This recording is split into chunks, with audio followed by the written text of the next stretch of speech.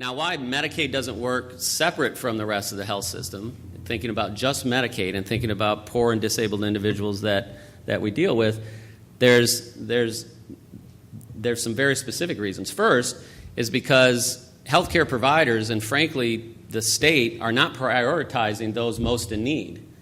I think one of the conservative principles we need to run a healthcare program is that we have to set priorities, and we have to live by them. We can't. We all recognize that there are certain folks who need our help, and I have never talked to anybody in this state, conservative, liberal, that disagree that individuals living with disabilities, profound disabilities, don't need the state's help. There's no disagreement among anybody about that issue. There's also very, very little disagreement about very, very poor children. It's when we start to get out into these other areas where all of a sudden we bring in pregnant moms and then we bring in adults up to a certain income level, and now Obamacare wants to get all adults up to 100. This is where we have the disagreement, but there's no disagreement at the middle. But yet we can't agree. I think Republicans can agree, but most Democrats can't, that we have to set priorities in government. Who are the populations that most need our help? All of us want to help folks. The program was designed for individuals with disability and very poor children, but now it's getting out here. So the first thing we need to do is we have to set priorities. Providers need to set priorities too, because if you're a healthcare provider, the way we operate now is you just sort of sit back and you wait for people to show up.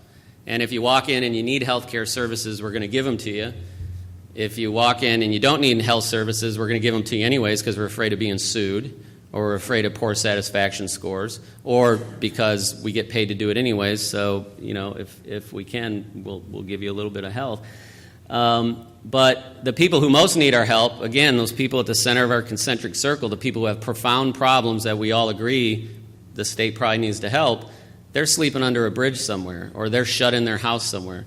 And the lieutenant governor is doing a tour right now speaking about a lot of the elderly who aren't in the Medicaid system right now, who eventually end up in the Medicaid system because they're shut in their homes, they're shut off from society, and they eventually, because we're not prioritizing those who are most in need, they deteriorate to such a point that they then come onto the Medicaid system.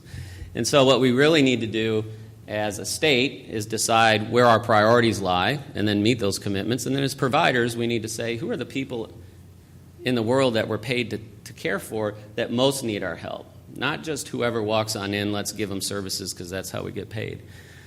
The second thing is that actually once you get poor people into a system, and again, Medicaid is designed for poor individuals and for individuals with significant disabilities, once you get them into our healthcare system, the system's not designed for poor individuals. The system is designed essentially for middle-class individuals who can answer questions about their health, who can ask questions about their health, who can follow instructions given to them by the doctor, who can get to the pharmacy and get their prescriptions paid, who go home to a well-operating family who helps them take care of themselves.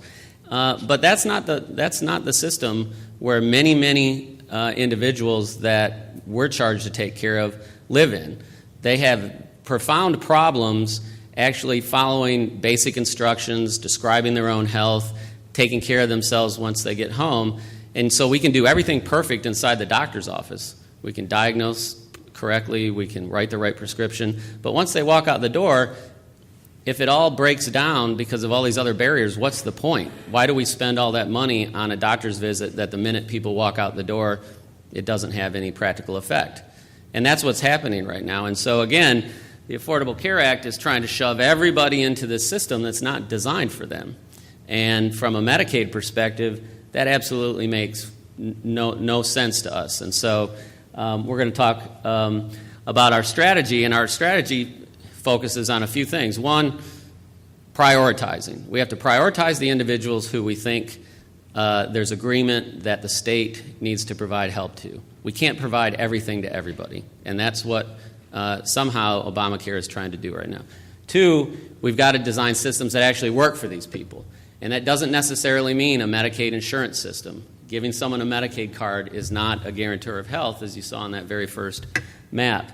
And then third, I consider it one of my most important jobs is to control cost inside the Medicaid program so more money can be diverted to other important investments.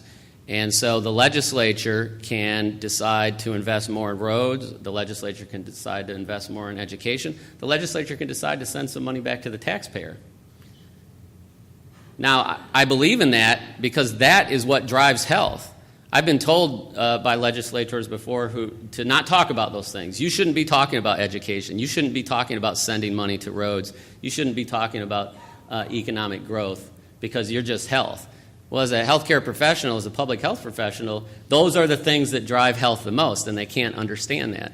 And so if I'm working hard to control the cost of healthcare so the legislature can have more money to invest in these other areas, and so individuals and business can have more of their own money to invest in these areas, that is a health program. And that's one of the, sort of the central tenets of our strategy.